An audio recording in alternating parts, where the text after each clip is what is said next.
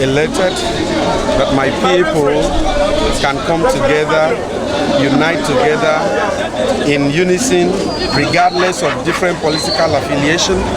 They are building a strong and fertile community for tomorrow's people. So I'm very, very happy. 35 is not just a number. If AKISCOM was to be a male or a female, today it would be a married man or a married woman with children, if case is not taken, with grandchildren. So you can understand what it takes. If you're a married person, you know what it takes to stay just you and your husband for a year. So for a community from different backgrounds, different social and cultural ideologies, getting married together and living together as a community, that tells you that we have something to celebrate today. And we thank the Almighty God for keeping our people and making this occasion a success that it has been. Alright, the theme, Akwa Ibom Beyond 2023, what's your expectation? The expectation is that we have to look beyond politics. We have to see how we can work together as a people, how we can harness the available resources and delve into other sections of the economy in order to incorporate new ideologies and new business thinking among our people. We are industrious people, and I think with what the guest speaker did, he really addressed so many factors of issues regarding the different facets of sectors that they need to get involved in. What advice do you have for youth in Akwa Ibom State? It is time for them to wake up. It is time for us to work regardless of political differences. Most people think you need to, most of them that are 20, 30 years still sees themselves as children. I can tell you that at the age of 15, 16, I was already matured to be a man. Okay? If you are not ready, you won't be able to live in this turbulent economy that we are surviving in. And I think we are doing well. The youths are not behind. They are coming up and they are doing fantastic in their different sectors, the chosen sectors of engagement. My name is Honorable Walter Adiakwa. I'm the Chairman Planning Committee of AKISCOM at 35. Okay, my name remains Comrade Deacon Promise Udofia. Currently, I'm the internal auditor of Akwa Ibom State Community, Lagos. I'm the president of Udwa Nation in Lagos. I'm also the chapter chairman of Akwa Ibom Community, Lagos, Aja chapter. All right. How do you feel about today, 35, Akwa Ibom 35? Today I feel so excited. Akwa Ibom State Community in Lagos is 35 years. Akwa Ibom State Community was created, was born the same year in 1987 when Akwa Ibom was born on the 23rd of September. And we were formerly with Cross River State. And immediately Babangida gave us our own state. We moved from Cross River to Akwa Ibom, and Akwa Ibom State Community was created. We normally hold this meeting at the Lyson office in those days. And today, a baby that was born 35 years ago can do so many things for herself. That's why we're standing among several communities in Lagos. I can even tell some of the achievements. That means we are so ahead and we've achieved it. So what have you, in Lagos, Akwa Ibom in Lagos, what have you achieved at least for that 5 years? Thank you for that same question. But in Lagos, we have achieved a whole lot. The community hall you are seeing is not a rented place. It is owned by Akwa Ibom State Community Lagos. It was bought during the administration of Governor Victor Atta, and we have a place here. And also, if you go to Lawanson Road, number 1 to 3, Adeniji Street, there we have a permanent site, which we have about 2.5 plots of land there. It was bought during the regime of Governor Godswill Akpabio. And we have a bus, a functional bus that moves people from Lagos to Akwa Ibom for any function. And AKISCOM is the only group recognized by government. When government wants to deal with Akwa Ibom when it comes to Lagos, AKISCOM is always a rallying point. Because AKISCOM has come to unite the people of Akwa Ibom that lives here. Both the business class, the professionals, and members who are residents of Lagos for so many years. So a lot of things has been achieved during this. Is it empowerment I want to talk about? Is it that the governor have had a very inclusive government with people of Akwa Ibom? And everybody has been happy seeing what we were experiencing now from where we used to be in those days. When we talk about house girls, security, that things were not working, but now we've been encouraged to go back to school to be able to occupy positions of authority. Even in US, in UK, we have some Akwa Ibomites who are making way. All right, sir. What advice would you have? Election is coming, so what advice would you have for those in Akwa Ibom and those in Lagos State as well, in terms of the forthcoming election? Okay, my advice as a community leader is very, very simple. Number one, we must get it rightly this time around, because we have been having problem of leadership over time. And we have seen when APC came to promise us change, and the change has not all got well with the people of Nigeria, and that's why people are clamoring for a change of government. And this particular government that we want to enter, I want our people to vote right. Vote your conscience. Don't sell your vote. Vote whosoever God has laid in your heart that the past antecedents are there. Your past record, what people have done in the past, the people need to listen to the voice of God and vote right. There should be no sentiment. Nobody should come and use money and buy us. Let us ensure that we fix Nigeria. Nigeria lies in our hands, and we can correct the wrongs of the past by voting the right person at the same time. And if this is achieved, Nigeria will be a very good country. I work and my office is around Ajose Adegu, and when I pass, I see thousands of Nigerians trying to get UK visa. They want to leave the country, and I one day asked my colleague question, why are people leaving?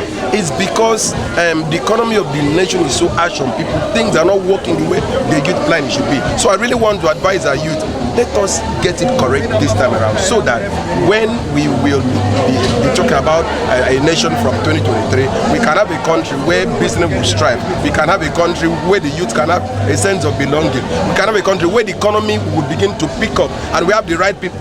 You cannot offer what you do not have.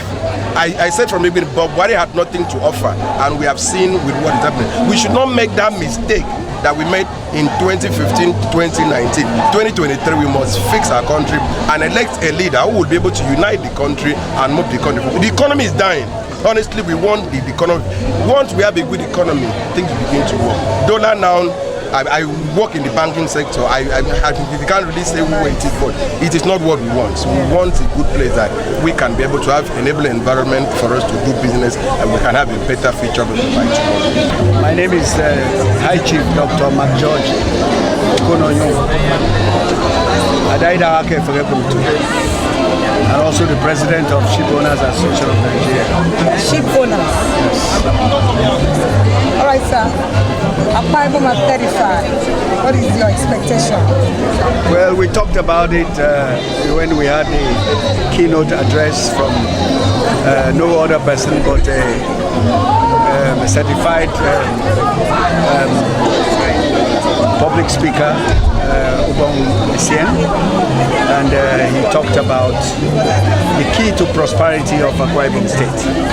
He talked about shipping, and he talks about maritime. He is the special assistant to the DG Limasa on corporate communication. He's my friend and my brother, and he said it all. As a practitioner in the maritime industry, Akwa Ibom has a natural harbor. Akwa Ibom was blessed by the water, the ocean that adjoined Akwa Ibom. Africa is connected by 34 countries by sea, and that is why Africa is a very prosperous nation, a continent. However, our leaders have not keyed into it. Shipping is the biggest business in the world. And if Akwa Ibom decides to focus on the ocean, the new ocean economy will benefit Akwa Ibom State for generations to come. shipping is 95% of global trade. And there's no gainsaying the fact that the first 11 most prolific international shipping companies in the world, they make $1 billion profit every month for the past nearly 1.5 years. Since throughout 2021, the likes of Maersk Line, MSC Shipping, Costco Shipping, Gramadi, all made $1 billion a month as profit. So my message to Akwa Ibom State is that, you know, they have to begin to look towards the ocean, because shipping can employ so many people.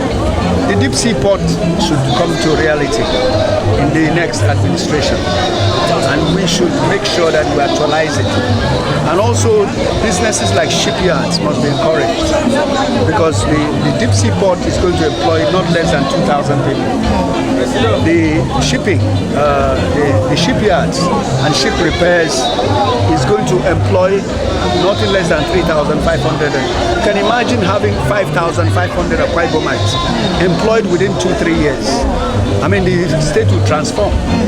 You know, so I want to end by saying that the parameters and the statistics are there. I wish whoever is going to be the next governor very well. There are many contenders. Moino is there, and we wish them that they look into the ocean. The ocean economy is the next economy. And when we do that, we are going to guarantee the prosperity of Akwa Ibom and the prosperity of this country. You know, and I want to end by saying that without shipping, there is no shopping. No shipping, no shopping. Everything you see around was brought by sea.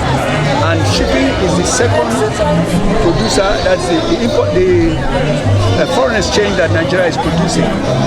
Nigeria is producing it from shipping, not aviation. NMPC is number 1, shipping is number 2. So if we focus on shipping, and when oil goes away, shipping, it should start now and be in the forefront. Thank you very much. I'm the president of Cross River Indigenes in Lagos and a board member of CREDAP, a retired police officer and a security consultant. I've been in Lagos. I came here on invitation. AKISCOM, the entire Akwa Ibomites are my brothers. I'm very close to them. I have been with them for long, and I enjoy them. I am a part and parcel of Akwa Ibom. I'm from Ikom area, the Cross River State, but I am closer to Akwa Ibomites than ever. And so the issue of maritime was discussed by the maritime, the chairman of ship owners, and the CSO spoke about maritime. Many people spoke about maritime. They spoke volumes. But I came out as the president of Cross River State and a non-indigenous of Akwa Ibom to say that Ibakasi Port was conceptualized before this administration. And Ibakasi Port is a creation of God. And no other place in Akwa Ibom has the kind of facility that Ibakasi Port has. And so, if you are not liberal to say, okay, you want to do something because Ibakasi Port is not in your place, then you don't have the love of the state in your heart. I would expect that Ibakasi Port should take off by this administration. Administration is holding up, but I would like Udom, the present governor, to do the spade work so that his name will be written in the beacon of hope that he started Ibakasi Port. Because we're not talking about maritime in Akwa Ibom State without a seaport. They are talking about acquiring a ship, they are talking about maritime and whatever. Without a seaport, you can't do anything. So I said a paper should be presented by AKISCOM to the governor, tell him that he should do a spade work in Ibakasi Port. I went to Cameroon less than 2 months ago, and when I landed from Limbe, Cameroon to Ibaka, first and foremost I asked, where is the Ibakasi Port? They are talking about Ibaka. Where is the seaport? One around boy told me, say, forget that thing, it's the politics. And I was angry. I was sad in my spirit. But this is an opportunity. I am begging the present administration, let them do a spade work, because there is no other place you can have a deep sea port like Ibaka. What of the Calabar port, sir? Now the Calabar port is already there. It needs to be enhanced. You understand? I am a cross civilian. The Calabar seaport, all the facilities are there, is to dredge. They have been awarding contracts every year, contracts which are not implemented. Ibaka seaport will be there, Calabar seaport will be there. You understand? How many seaports are in Lagos? You have Apapa, you have Tinkan, you have so many, and they are doing another one in Lekki, they are doing another one in Badagry. They are doing so many. How many seaports do we have? And the real business, the exportation, people are using the ships are more in the east, are more in the south than even the west. And so, how many seaports do we have? So that's what I'm saying. What I'm saying in totality is that the Ibaka seaport, they should do a spade work. Udom should do a seaport, a spade work in the Ibaka seaport, so that when he leaves, his name will be in record that he started it. Thank you very much. Thank you.